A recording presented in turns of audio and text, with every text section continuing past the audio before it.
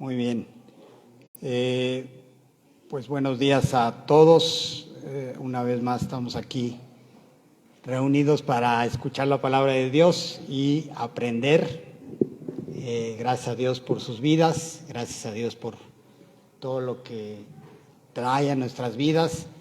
Y el día de hoy, bueno, muchos se fueron de Semana Santa o a Mujer Verdadera, en fin, hay gente que falta, pero Dios sabe lo que hace y de todos modos vamos a aprender cosas hoy, en especial muy importante la enseñanza, muy interesante, y espero que les sea de bendición.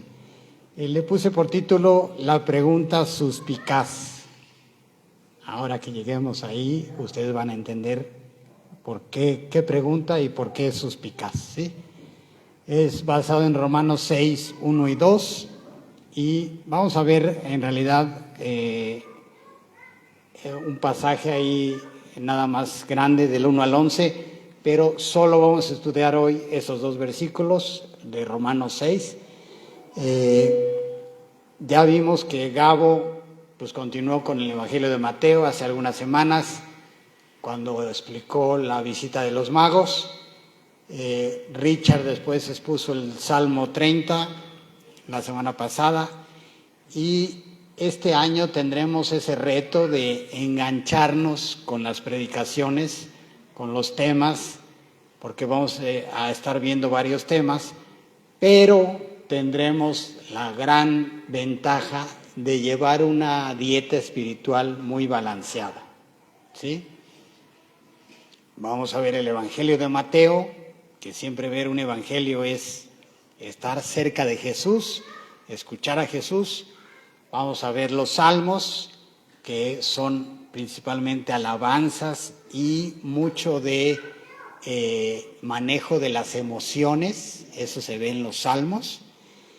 Vamos a estar viendo Romanos, como hoy, que es doctrina. John Piper dice, Romanos es la carta más grandiosa jamás escrita.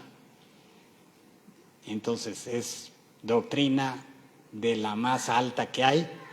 Y el tema de la oración, que es la actividad espiritual por excelencia que podemos hacer los seres humanos. Entonces es una dieta muy balanceada, y el reto va a ser, engancharnos con la predicación, porque no van a ser seguidas, sino intercaladas. Pero creo yo que lo podemos hacer y va a ser de mucha bendición. Lo que vamos a ver hoy es estos dos versículos donde dice, ¿qué diremos entonces? Pablo acaba de decir que cuando el pecado abundó, sobreabundó la gracia, ¿sí? El pecado abundó, sobreabundó la gracia. Y entonces Pablo mismo pregunta, ¿qué diremos entonces? ¿Continuaremos en pecado para que la gracia abunde? Y él mismo responde, de ningún modo. Nosotros que hemos muerto al pecado, ¿cómo viviremos aún en él? ¿Ok? Entonces, el tema es extremadamente importante y necesario.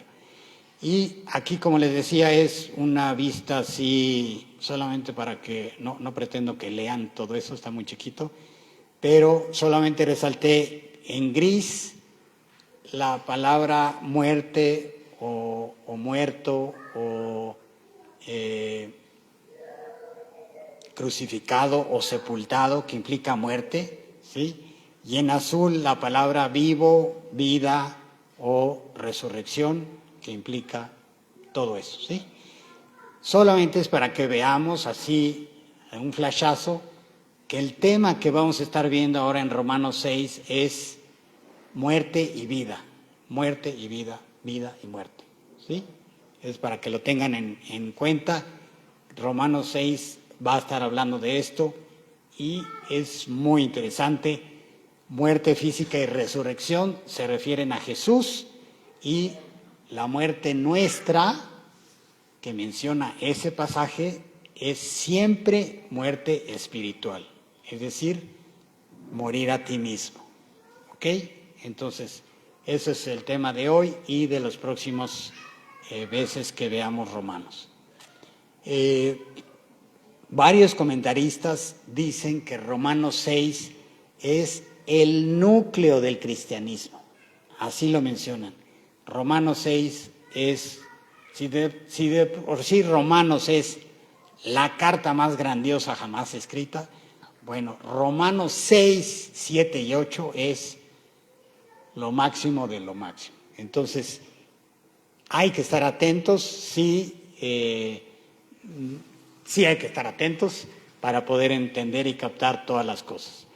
Y si lo entendemos bien, seguramente cambiará nuestro cristianismo. No entenderlo puede nulificar nuestra vida cristiana personal, familiar y como iglesia. Lo digo por experiencia y lo digo con mucha tristeza por mi experiencia. No entender bien esto trae consecuencias. Por alguna razón, no siempre uno abre su corazón desde aquí, desde el púlpito, pero hoy sí lo voy a hacer porque el pasaje me trajo mucha luz, y la quiero compartir con ustedes, todo esto que aprendí. Y en verdad, muchas gracias a los que oraron esta semana por la predicación, porque yo aprendí mucho y espero que todos ustedes también. Bueno, Romanos, entonces lo que hemos visto es del 1:18 hasta el 3:20, es condenación, o sea, Pablo explica por qué estamos condenados. Desde el 3:21, todo el 4 y todo el 5 es justificación. Y Romanos 6, 7 y 8 es santificación. Entonces, Pablo obviamente lleva una estructura y él va escribiendo con cierto orden, cierta lógica, y esa es la lógica, y hoy vamos a empezar a ver esta parte de la santificación. Lo que Pablo enseña aquí en Romanos 6 es para todos los seres humanos, porque describe el único estilo de vida que conduce a la vida eterna. Ese estilo de vida es la santidad. Y por eso le escribe a todos los seres humanos, la santidad producida por Jesucristo. La santidad es el estilo de vida que resulta de estar unido a Cristo, de estar en Cristo. Ahorita van a ir entendiendo todo esto mucho más. Entonces, lo que está en juego aquí en Romanos 6 es la vida eterna. Ese es el tema, o sea, ese es lo crítico, lo que hace importante esto es que lo que está en juego es la vida eterna. Una forma de ver esto, y para que me entiendan mejor, es si saltamos al final del capítulo y vemos el versículo 22, aquí se los voy a poner, el 23 termina el capítulo 6, el 22 es el penúltimo, y dice, pero ahora, habiendo sido libertados del pecado y hechos siervos de Dios, tienen por su fruto la santificación y como resultado la vida eterna. Entonces, lo que está en juego es la vida eterna, como les decía yo. Aquí se los voy a poner en una especie de diagramita. Libertados del pecado y hechos siervos de Dios, tiene como fruto la santificación, que es Romanos 6, 7 y 8, y como resultado la vida eterna. Entonces, sí es importantísimo. ¿Por qué? Porque lo que está en juego es tu vida eterna o mi vida eterna. Entonces, sí es importante. Bueno, o leyéndolo al revés, podemos preguntarnos, ¿quién tiene vida eterna? Los que fueron libertados de la esclavitud del pecado. ¿Sí? Si nos vamos en reversa. Entonces, santificado es ser hecho como Jesucristo, más como Jesucristo y menos como tú. Tú eres como eres. Bueno, si Dios te empieza a santificar, tú vas a ir decreciendo o menguando y Cristo en ti va a ir creciendo. Ese es lo que se refiere el proceso de santificación. O usando el concepto o el ejemplo o las palabras que yo he dicho en otras ocasiones, que por el poder de Dios vivas una vida fuera de serie, de otra galaxia, de otra dimensión, de otro planeta. Eso es santificado, ¿sí? De otro mundo. Ese es el plan. Dios quiere santificarte. Que alguien que te deje de ver un tiempo, definitivamente note el cambio en tu vida. De pronto te vuelve a ver y diga, wow, oye, pues ¿qué te pasó? Estás diferente, pero diametralmente cambiado. Y tú le puedas decir, es el fruto de Dios en mi vida. Es lo que Dios ha hecho, no gracias a mí, sino a pesar de mí. A pesar de mí, Dios ha hecho esto en mi vida y por eso estoy diferente. En otras palabras, Romanos 6 trata sobre el tipo de vida que lleva a la vida eterna. ¿Qué es y cómo vivirla? Ese tipo de vida es la santificación, ¿sí? Y por eso es importante Romanos 6. Bueno, entonces, Pablo acaba de decir, como les decía, donde abundó el pecado, sobreabundó la gracia, y en Romanos 6:1 Pablo se pone como su propio fiscal y pregunta entonces, ¿qué pues diremos entonces? ¿Continuaremos en pecado para que la gracia abunde? Esta es la gran objeción a la justificación por gracia, aparte de las obras de la ley. O sea, por pura gracia Dios te justifica. Ese es el mensaje del Evangelio. Dios te justifica por gracia, gratis. No tienes que hacer nada, solo tienes que creer. Ese es el mensaje, ¿sí? Bueno, entonces, y como dice Pablo también, y si es por gracia, entonces ya no es por obras.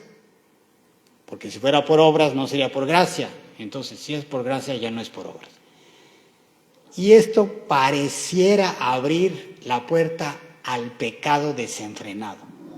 ¿Sí? Alguien muy suspicaz llega con la preguntita, es por gracia, pues entonces vamos a pecar. Si pecando Dios trajo gracia, pues vamos a pecar más para que Dios traiga más gracia. ¿Sí? Esa es la pregunta ultra venenosa y retorcida que le decían a Pablo, y Pablo aquí la puso él mismo. Tremendo este planteamiento, y así es como la enseñanza, hasta la enseñanza más maravillosa, puede ser torcida para lo malo, ¿sí? Con los humanos pareciera que Dios siempre se equivoca. Si no salva a nadie o salva a todos, qué injusto. Oye, salvas a Hitler igual que a mí, es injusto. Si no salva a nadie, uy, qué injusto.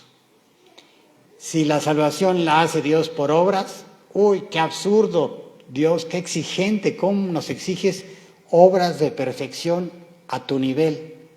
Eres muy exigente y eres absurdo. Y si la salvación la hace Dios por gracia, pues entonces vamos a pecar más para que haya más gracia. O sea, Dios nunca le atina con nosotros, o más bien solo confirmamos lo que Dios dice de nosotros. Estamos echados a perder. Haga Dios lo que haga, siempre le encontramos el punto equivocado para salirnos con la nuestra y para criticar a Dios. Entonces, es evidente que la pregunta ya trae mucho chanfle, trae mucha jiribilla. Si Dios aborrece tanto el pecado, ¿cómo crees que va a propiciar el pecado? Es ilógico. Bueno, pero Pablo de todos modos responde la pregunta con mucha paciencia, ¿sí? Y vamos a aprender mucho de esta respuesta. Con ese tipo de preguntas es evidente que debemos entender bien la gracia de Dios. Con esas preguntitas quiere decir que mejor entendemos bien la gracia de Dios. La doctrina de la gracia les parecía a los judíos una enseñanza muy alejada de la ley de Moisés, y Pablo les explica que no es necesario imponer la ley de Moisés a los creyentes. Los judaizantes fueron a Galacia y dijeron: la gracia no basta, todos deben de ser circuncidados y deben de guardar la ley de Moisés. La gracia no basta, hay cosas adicionales. Y entonces Pablo les escribe a los Gálatas y les dice esto: para libertad fue que Cristo nos hizo libres. Por tanto, permanezcan firmes y no se sometan otra vez al yugo de la esclavitud. De Cristo se han separado ustedes que procuran ser justificados por la ley. De la gracia han caído. ¿Sí? O sea, Pablo decía: ibas bien, Gálata, ibas bien, ¿qué te pasó? Ahora sí que, ¿qué te pasó? Si ya ibas bien por gracia, ¿por qué regresas al esquema de las obras? O sea, Pablo está que no cree lo que esté pasando y les dice, dos veces, libertad y libres. Para libertad fue que Cristo nos hizo libres. Este es un punto importantísimo, ahorita va a quedar más claro. Entonces, ¿libres de qué? Libres de la esclavitud al pecado y de la esclavitud a la ley, ¿sí? De estar, cumple, ándale, la ley, la regla, la norma, cumple el mandamiento, y ahí están, duro y dale. Bueno, de eso nos hizo libres la gracia. Y por eso dice, de la gracia han caído. ¿Quieres otra vez irte a la ley? Bueno, pues cumple los 613 mandamientos y a ver cómo te va, o que te vaya bien, ¿no? No, si por eso, por lo mismo de que no se pueden cumplir, Dios lo hizo por gracia. ¿A quién se le ocurre regresar a la ley? Es absurdo por todos lados. Y por otro lado, Judas denuncia la realidad de los libertinos. El problema es que se han infiltrado entre ustedes ciertos individuos que desde hace mucho tiempo han estado señalados para condenación. Son impíos es pecadores, que cambian en libertinaje la gracia de nuestro Dios y niegan a Jesucristo, nuestro único y soberano Señor. Entonces son gente señalados para condenación, incrédulos, por supuesto, y cambian en libertinaje la gracia de nuestro Dios. Dios da gracia y ellos dicen, pues vamos a pecar. Si ya nos salvó, vamos a pecar más. Entonces, la gracia no solo nos justifica y nos perdona, también nos libera de la esclavitud al pecado. Esas son las enormes funciones de la gracia y siempre van juntas. Siempre justifica y libera. Justifica, perdona y libera. Siempre van juntas. No puede ser que se separen. Dios no te perdona para que sigas siendo esclavo del pecado. Sería absurdo. Te perdono todo lo que hiciste, pero no te doy los medios para que seas libre de la esclavitud al pecado. Entonces, ¿de qué sirve de que me perdones si voy a volver a pecar? Sería tonto, inútil, absurdo. Y Dios no es así. Si perdona es porque va a liberarnos del pecado para que no repitamos todo el ciclo otra vez.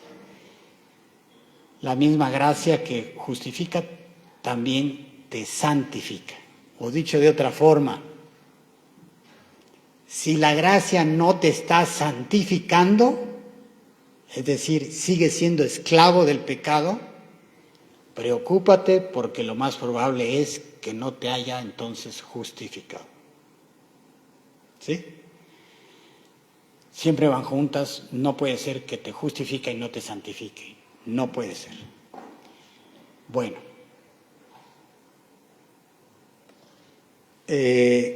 Entonces, hice un diagramita que me fue muy útil para entender lo extremadamente importante que es una gracia, entender la gracia de Dios y entenderla muy bien. Aquí me voy a proyectar, ustedes discúlpenme, y si me pongo a llorar, no se preocupen, porque esto trae recuerdos muy fuertes para mí y convicciones muy, muy fuertes. Entonces, este es el diagramita, ahí está la gracia y es una gracia bien equilibrada, bien equilibrada. Legalismo, abandonas la gracia y ¿qué te va a pasar? Te vas a ir hacia el legalismo. Inevitable, no hay forma de evitarlo. Abandonas la gracia y te vas hacia el legalismo. Y eso fue lo que yo hice. Legalismo es control excesivo. Es un control excesivo y asfixiante que inevitablemente te va a llevar al fariseísmo. Fariseísmo es sentirte muy justo, muy perfecto, muy santo, santurrón y criticar a todos. Bueno, un espíritu legalista te va a estar empujando para que abandones la gracia.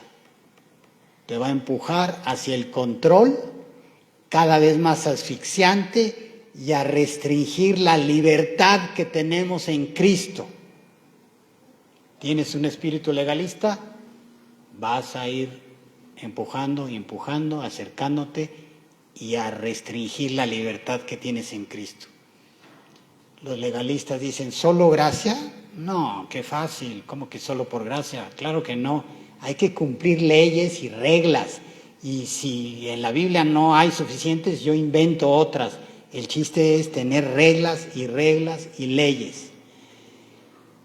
Los legalistas malamente interpretan la gracia como una licencia para pecar. Y eso es un entendimiento equivocado de la gracia. La gracia no es una licencia para pecar. La gracia es gracia, pero no te da licencia para pecar. Y poco a poco entonces te vas siendo más legalista y acabas siendo un fariseo. ¿Y qué hay del otro lado de la balanza? Libertinaje. La palabra dominguera técnica es antinomianismo, antiley, es libertinaje. Abusas de la gracia. Para allá abandonas la gracia y para acá abusas de la gracia. Para allá es mucho control y para acá es excesiva libertad, libertinaje. Y acá es control, asfixiante control. Bueno, entonces se van al otro extremo y abusan de la gracia. Están en contra de la ley y acaban predicando el libertinaje. Libertinaje pecaminoso. Y apelan a la gracia, como les decía, como una licencia para pecar. Esto sí, se la creen.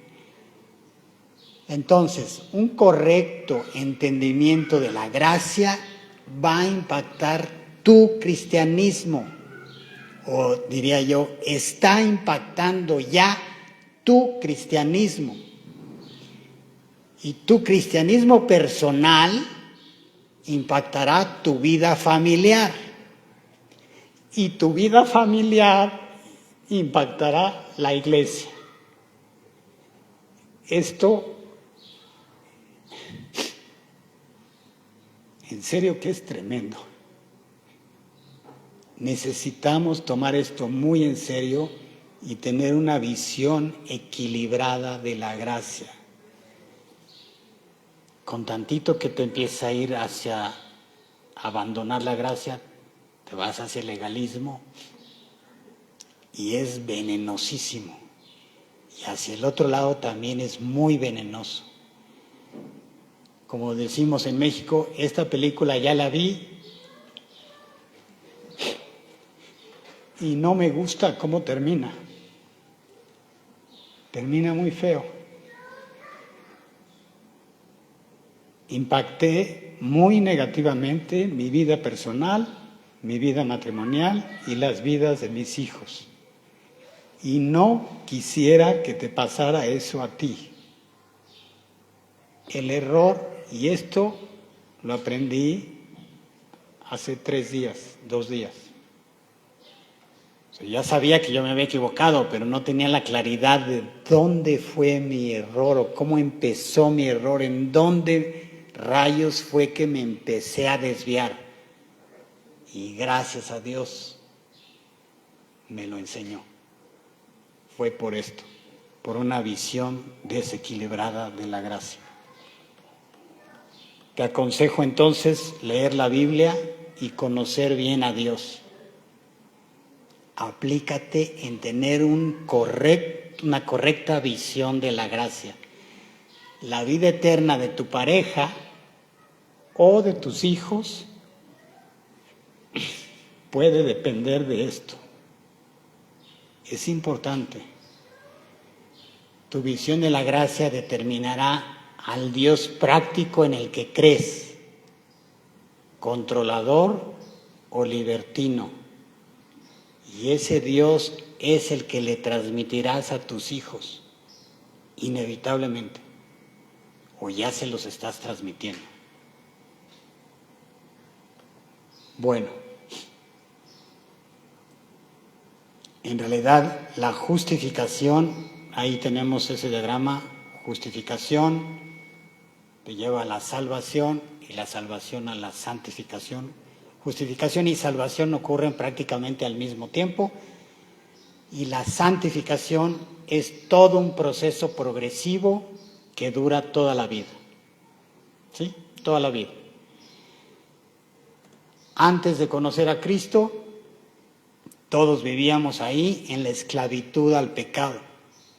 El pecado que fuera, alcohol, ira, envidia, lujuria, egoísmo, avaricia, el que sea. Los frutos de la carne eran los nuestros, los que dice la Biblia: inmoralidad, impureza, sensualidad, idolatría, hechicería, enemistades, pleitos, celos, enojos, rivalidades, disensiones, herejías, envidias, borracheras, orgías y cosas semejantes. Esos son los frutos de la carne, y permanecer en ese estado hubiera significado la perdición eterna de nuestra alma en el infierno. Cuando Dios interviene, trae salvación y nos inscribe en un curso de santificación progresiva. Mientras estemos aquí, estamos en ese curso. Progresiva porque progresa, pero no termina. Aquí nadie termina el curso. Sigues en santificación progresiva. Entonces, Dios nos libera de la esclavitud al pecado y empezamos a crecer en los frutos del Espíritu: amor, gozo, paz, paciencia, benignidad, bondad, fidelidad, mansedumbre, dominio propio. Y el resultado de la santificación es la vida eterna. ¿Sí? Entonces son los dos contrastes.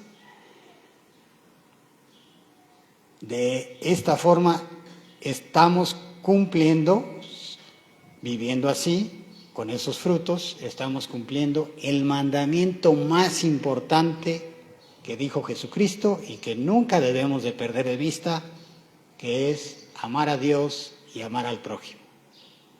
Eso nunca debemos de perderlo de vista. Oye, leo la Biblia todos los días, voy a la iglesia, sirvo, voy a los anexos, hago 1000 cosas, pero si no estoy amando a Dios y a mi prójimo, todas tus actividades, mejor tíralas a la basura, no sirven. Tenemos que llegar a este objetivo, amar a Dios y amar al prójimo. Si tienes una visión correcta de la gracia y no te desvías ni al legalismo ni al libertinaje, entonces vas a vivir en un ambiente, ojo, ambiente, atmósfera, como le quieras llamar, de libertad, gozo y paz. Ese es el ambiente. Será el ambiente de tu cristianismo y será el mismo ambiente que se va a respirar en tu hogar, libertad, gozo y paz, y será el ambiente que respiraremos aquí en la iglesia. En vez de un ambiente de control, de restricción y de legalismo. Y de juicio, por supuesto. La gran mayoría de las personas que abandonan las iglesias lo hacen por causa del mal ambiente. Ambiente, como les decía, de legalismo, control asfixiante, santurronería e hipocresía. Ese es el enemigo número 1 del cristianismo y de todas las iglesias. La gente por eso se va. No, ¿sabes qué? Estos cuatro son unos hipócritas. Yo conozco a este, yo soy vecino de él y yo veo cómo trata a su esposa. De eso no quiero nada. Ese ambiente, esa característica, esa situación es la que aleja a mucha gente del cristianismo. Y como dice el refrán, el que no aprende de la historia está condenado a repetirla. Entonces yo te digo a ti, haz que valgan la pena mis errores. Yo ya me equivoqué, no te equivoques tú. Te lo estoy avisando, Dios me reveló en serio que esta es una revelación importante en mi vida. Te la estoy pasando al costo. Ya no puedo hacer más. Ponte trucha, ponte muy trucha, porque esto sí destruye, ¿eh? Bueno, ¿cómo podemos saber si somos salvos o si alguien que amamos es salvo? ¿Cómo sabemos, no? ¿Existe un salvómetro? Bueno, sí. La santificación es el salvómetro, es el fruto por excelencia del cristianismo. Es la manera de saber si una persona fue justificada o si fue salva. Dios entregó a Jesús para tu justificación, santificación y glorificación. Para eso murió Cristo. Si no hay santificación, entonces no hubo justificación, y entonces habrá condenación.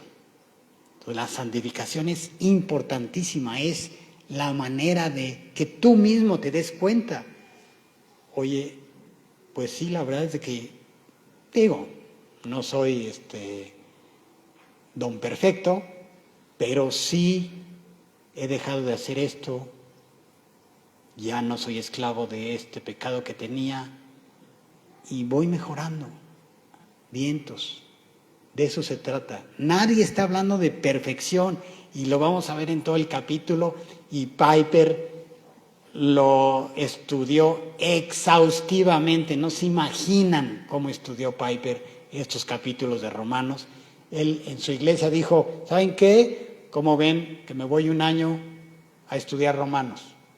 Y se fue con su esposa a una cabaña a estudiar, creo que solo estudió el capítulo 9 de Romanos. Pero, o sea, ese cuate sí estudia en serio. El punto es que todo Romanos lo estudió a fondo. Y esto es indispensable. Si no hay santificación, es que no hubo justificación. Creer en Jesús es la única opción para que una persona evite el infierno eterno. Si hubiera otra opción, aparte de Jesús, Dios jamás habría sacrificado a su Hijo en la cruz. Te hubiera dicho, no, pues toma la otra opción. Como no había otra opción, por eso sacrificó a Jesucristo en la cruz, porque no había otra opción para salvarnos. Bueno, entonces, este es el ambiente que, y créanme, si somos 20, 30, 50 o 10, Dios dirá, pero que el ambiente aquí entre nosotros sea de libertad, de gozo y de paz. Si eso se logra, yo me voy tranquilo cuando me vaya. Tranquilísimo. Si en tu casa el ambiente del cristianismo familiar es de libertad, gozo y paz, vientos. Si en tu casa el ambiente es de control asfixiante, de restricción, de santurronería y de juicio, mejor pisa el freno. Sí cuenta el cómo, no solamente el qué. ¿Qué hay que lograr? Bueno, amar a Dios y amar al prójimo, sí. ¿Cómo? En un ambiente de libertad, gozo y paz. El día que crees en el Evangelio, Dios te une a Cristo. De las 13 cartas que escribió Pablo del Nuevo Testamento, en ninguna de ellas, ojo, ninguna de ellas, Pablo se refiere a los creyentes como cristianos. Nunca en sus cartas, nunca nos dice ahí cristianos. Más de 160 veces utiliza la expresión en Cristo, los que están en Cristo. Esa es su manera de decir cristianos, en Cristo. Entonces, todas las bendiciones son nuestras porque estamos unidos a Cristo o estamos en Cristo. Eso es ser cristiano. Y todo esto que estamos viendo hoy es clave para entender lo que sigue de Romanos 6, 7 y 8. Él es la vid y nosotros las ramas. Las ramas están en el tronco, unidas al tronco. Sin esa unión, todo pierde sentido. La salvación es que Dios te une a Cristo y tú estás en Cristo. ¿Ok? A esta unión en Cristo, Pablo le llama un mega misterio. Así, con esa palabra en griego, mega misterio, en Efesios 5:32, cuando Pablo habla de la unión entre Cristo y la iglesia, dice, eso es un mega misterio. Y es la misma unión que habla del esposo con la esposa. Entonces, es como la unión que Dios hace con los esposos, cuando dice, lo que Dios ha unido, no lo separa el hombre, esa unión, esposo con esposa, así es, están unidos. Eso es ¿cómo? Es un misterio, un mega misterio, pero sí están unidos el esposo y la esposa.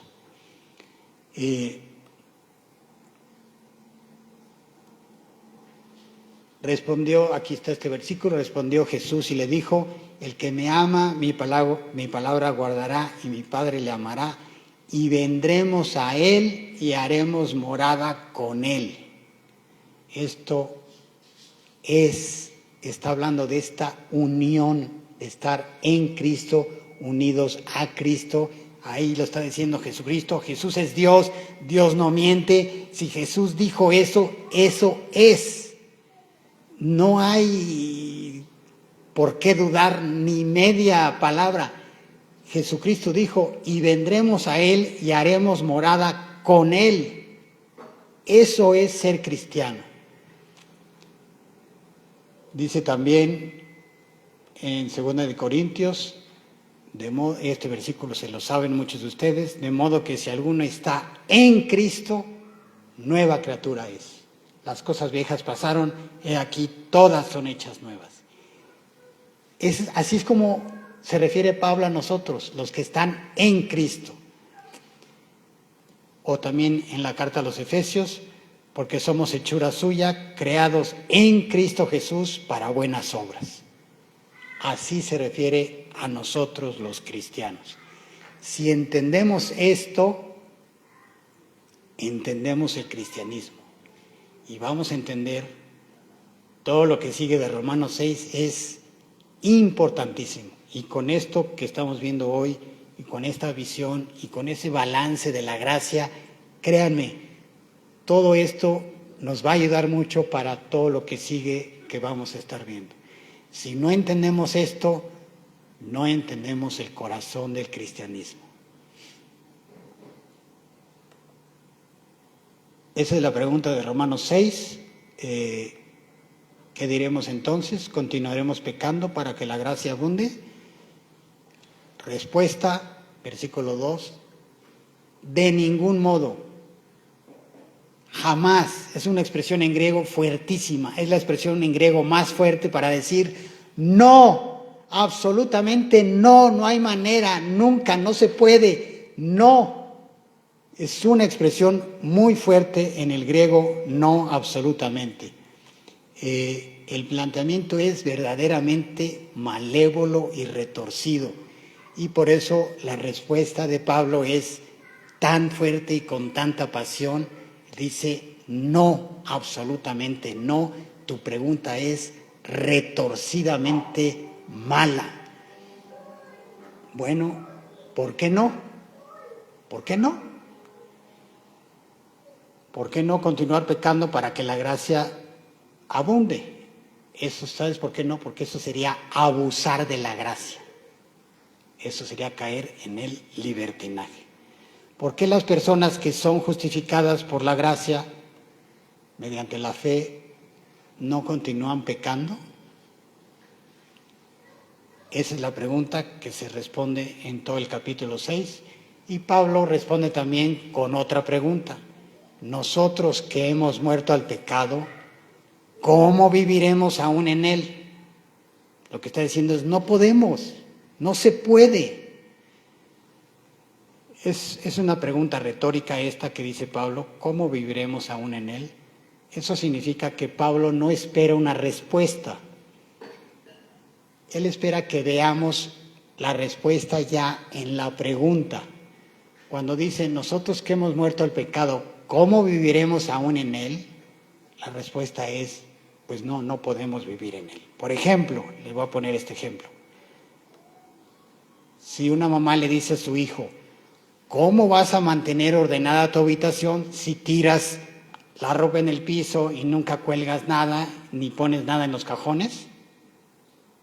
Esa es la pregunta de la mamá. En realidad, está haciendo una afirmación la mamá. La afirmación que está haciendo es, no puedes mantener tu recámara ordenada si tiras toda la ropa en el suelo y no la cuelgas. ¿Sí?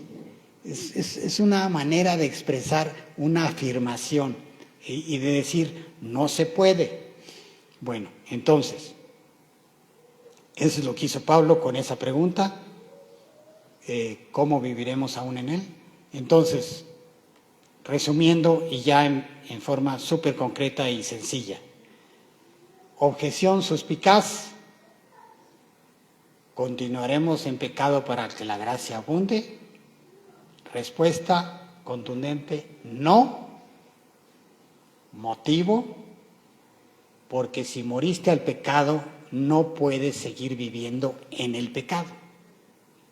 O para decirlo más sencillamente, porque los muertos no pecan. Ya más sencillo ya no se puede, ¿eh?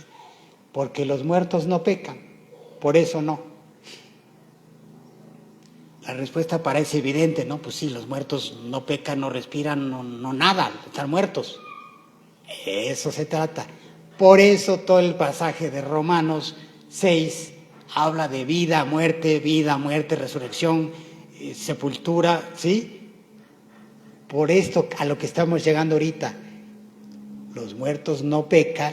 Ah, ok, entonces quiere decir que los que estamos en Cristo, de alguna manera, en algún sentido que vamos a aprender el próximo domingo, estamos muertos. Ese es el meollo del asunto. Estamos muertos o debemos estar muertos y crecer en esa muerte.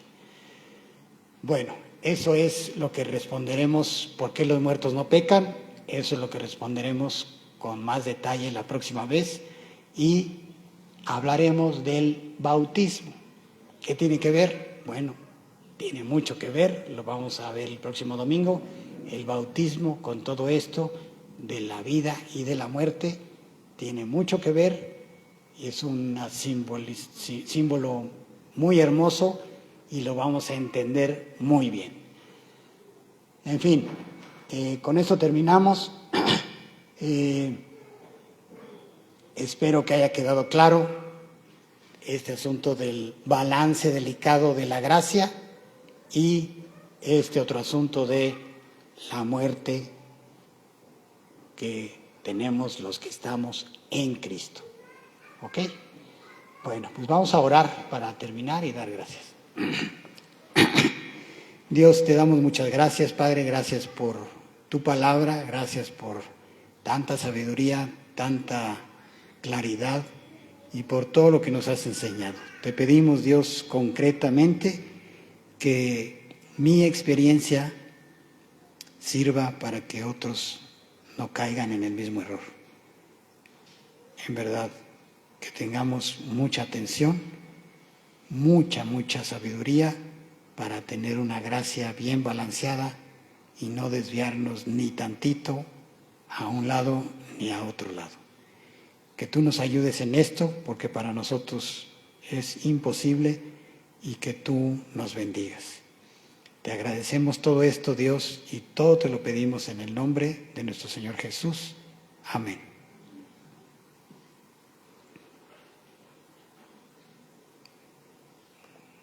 Entonces, la ofrenda.